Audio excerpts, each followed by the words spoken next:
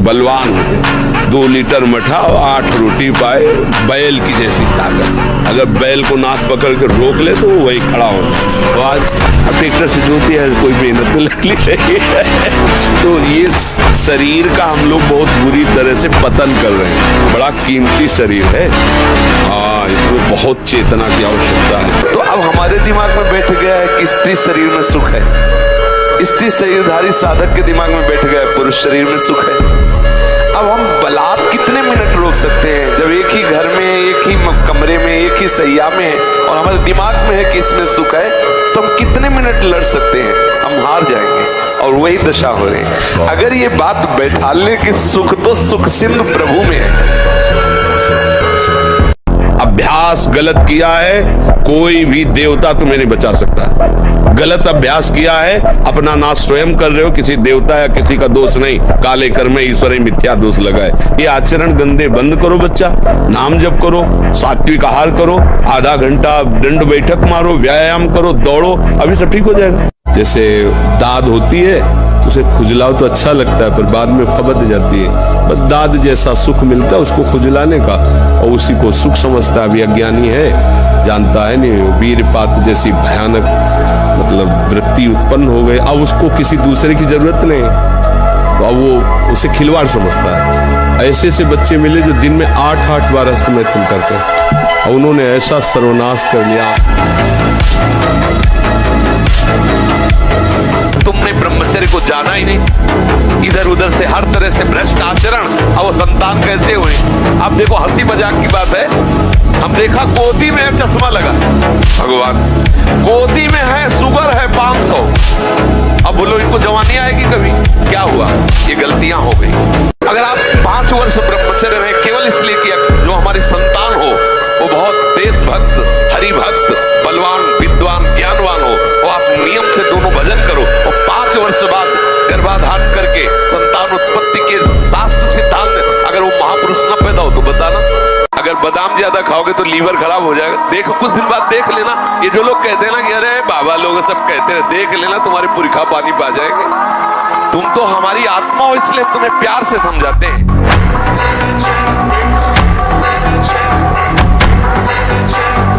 सूर्य उदय हो रहा हो, आप सो रहे, चाहे गृहस्थ हो चाहे विरक्त हो, आप बिल्कुल नष्ट हो जाएंगे, आपकी आयु नष्ट होगी, आपकी बुद्धि भ्रष्ट होगी, आप ब्रह्मचर्य रह नहीं सकते। कह देते ब्रह्मचर्य की क्या जरूरत, क्या आप सच्ची माने? आप 2 महीने ब्रह्मचर्य, अगर गृहस्थ है 2 महीने ब्रह्मचर्य रहिए, 2 महीने केवल, और फिर आप देखिए आपको कैसा लगता है। ब्रह्मचर्य हानि से सबसे बड़ी हानि होती है, वो स्मृति पे फर्क डालता है, शरीर में प्रमाद पैदा करता है, आलस्य, सोने का मन करता है, कमर, घुटने, इनमें दर्द शुरू हो जाता है, बहुत खाने की प्रवृत्ति या बिल्कुल न खाने की प्रवृत्ति, मतलब जीवन को बर्बाद करने के लिए विफलता है। तो सच्चा ब्रह्मचर्य है हर इंद्री का, वाणी का ब्रह्मचर्य व्यर्थ का बकवास नहीं, भगवत चिंतन, हितकर मधुकर वाणी। नेत्रेंद्री का ब्रह्मचर्य सब में भगवत भाव देखना, कहीं कोई काम आदि की चेष्टा को ना देखना। श्रवणेंद्री का भगवत चर्चा सुनना, शास्त्र चर्चा सुनना, व्यर्थ की बातें ना सुनना। ऐसे हर इंद्री का ब्रह्मचर्य हो जाएगा, तो ब्रह्मचर्य का मतलब ब्रह्म में ही स्थित महापुरुष। 5 बार हस्तमैथुन, 8 बार हस्तमैथुन, ये जिंदा रह रहे हैं, यही बड़ी बात है। एक मन द्रवित पदार्थ सहित, एक मन कहते 40 किलो को, 40 किलो अन्न और पानी और दूध सब कुछ मिलाकर जब पचता है, तब एक बार संतान उत्पन्न करने की योग्यता का वीर बनता है। और जो लोग ऐसे नष्ट करते हैं उनकी जीवनी क्या होगी? बार किसी स्वस्थ आदमी को हस्तमैथुन बता दो, अगर 2-4 महीने में डिप्रेशन ना आने लगे तो हमें बता देना, डिप्रेशन से दूर हो गए। अरे ब्रह्मचर्य वीर नाश, उसकी दिमागी स्थिति को पुष्ट करना चाहते हो वीर नाश करके, जबकि वीर से दिमागी स्थिति पुष्ट होती है, खून को मथ करके वीर बनता है। एक मनोवाह नाड़ी है, संचालित हो जाती है। कहीं वीर नहीं पूरे शरीर में, किसी डॉक्टर से पूछ लेना, जैसे पित्त की थैली ऐसी कोई वीर की थैली नहीं है। शरीर को इतना थका देना चाहिए कि वो उधर चेष्टा ही न, जैसे ब्रह्मचर्य को पुष्ट रखना है। अगर ब्रजमंडल में कहीं है, वो आप उठा लो गिरिराज जी की रोज परिक्रमा। अगर मनी राम ऐसे न कर दे तुम्हें बता अब उससे कहो कि थोड़ा चिंतन कहे, थोड़ी देर पड़े रह ले तो हमें अब हमें चिंतन करने की सामर्थ्य। दूसरी बात इसमें सहयोग है 4 बजे उठना। ये जो लोग सुबह 8 बजे तक 9 बजे तक सोते रहते हैं और सोचते रहते हैं कि हम ब्रह्मचर्य रह पाएंगे या स्वप्न दोष से निकल पाए, कभी नहीं हो सकता। भगवान सूर्य जब उदय होते हैं तो आपकी आत्मशक्ति नष्ट होने लगती है। यदि आप उठ करके उनका स्वागत न करें, अर्घ्य न दें, प्रणाम न करें, जगकर भगवान नाम जप न करें। 4 बजे से 6 बजे तक का समय पूरे 24 घंटे के लिए पावर वाला समय है। यदि उस समय आप सो रहे हैं तो हमारी बात भी न सुने, वो इस काबिल नहीं कि इसको धारण कर सके। जो सुबह 4 बजे से 6 बजे तक सोएगा वो ब्रह्मचारी रह ही नहीं सकता पक्का।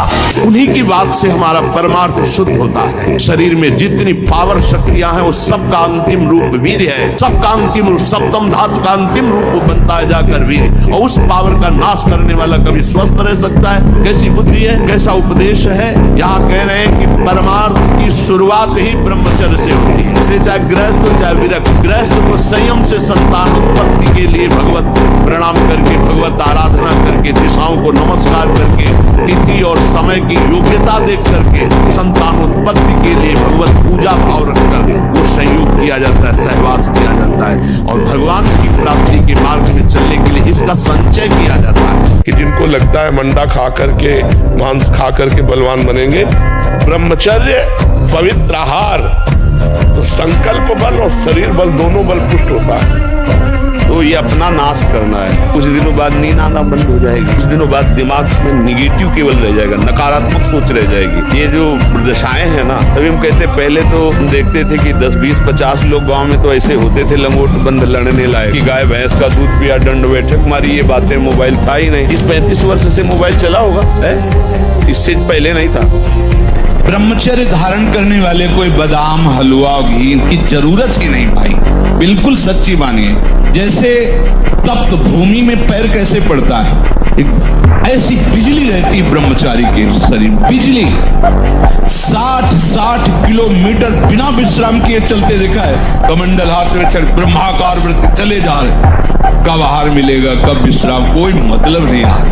भगवदाकार और 4 बजे जगो। जगने पर तत्काल आप बासी पानी पिए, तांबे के पात्र में रखा हुआ पानी, और लीटर 2 लीटर पिए। ऐसा ना करें अब 1 गिलास में छोटा कस के पीजिए। अगर उल्टी हो जाती तो और अच्छा है। आप पी के तो देखिए, वज्रासन में बैठकर जल पीजिए, फिर थोड़ा टहलिए, सोच जाइए। आप गृहस्थ हो, विरक्त हो, कोई भी हो, अगर आप शुद्ध ब्रह्मचर्य रहना चाहते, स्वप्न दोष से निपटना चाहते, तत्काल व्यायाम कीजिए। अभ्यास गलत किया है, कोई भी देवता तुम्हें नहीं बचा सकता। गलत अभ्यास किया है, अपना नाश स्वयं कर रहे हो, किसी देवता या किसी का दोष नहीं। काले कर्म ईश्वर मिथ्या दोष लगा। ये आचरण गंदे बंद करो बच्चा, नाम जप करो, सात्विक आहार करो, आधा घंटा दंड बैठक मारो, व्यायाम करो, दौड़ो, अभी सब ठीक हो जाएगा। जो ब्रह्मचर्य रहता है उसे शरीर बल, मनोबल, बुद्धि बल, वचन बल, ये सब जागृत हो जाता है। वचन बल जो बोला वही लागू हो गया, जबरदस्ती आपको मानना पड़ेगा। और मनोबल जो संकल्प किया अंदर, वही बाहर क्रिया प्रारंभ हो गई, वही दिखाई देने लगा। देह बल, रात दिन मेहनत करो फिर भी थकान नहीं। बाल्यावस्था का वीरपात बिल्कुल जीवन को नष्ट कर देता है। और यहाँ बच्चे खिलवाड़ में 2-2, 3-3 बार रोज, अब क्या होगा उनका? हड्डियों तक की सामर्थ्य नष्ट हो जाएगी। कुछ दिनों बाद देखना बंद हो जाएगा, ऐसे चौंधियाने लगोगे, खड़े होने में चक्कर आएगा, कमर दर्द करेगा, पैरों में टूटन बनी रहेगी, दिमाग में टेंशन बनी रहेगी, पढ़ोगे तो कुछ याद नहीं रहेगा, स्मृति नष्ट होने लगेगी, एक नास्तिकता छा जाएगी। देखो ब्रह्म मुहूर्त में उठ के देखो आप 4 बजे उठिए, थोड़ा जल पीजिए, सोच जाइए, फिर इसके बाद कपड़ा पहनिए पवित्र होके, और फिर दौड़ लगाइए, दंड बैठक मारिए, थोड़ी देर घंटा आध घंटा नाम जप कीजिए, भगवत ध्यान कीजिए, और फिर अपने काम में चले जाइए। देखो आपका चेहरा, आपका जीवन प्रकाश में रहेगा।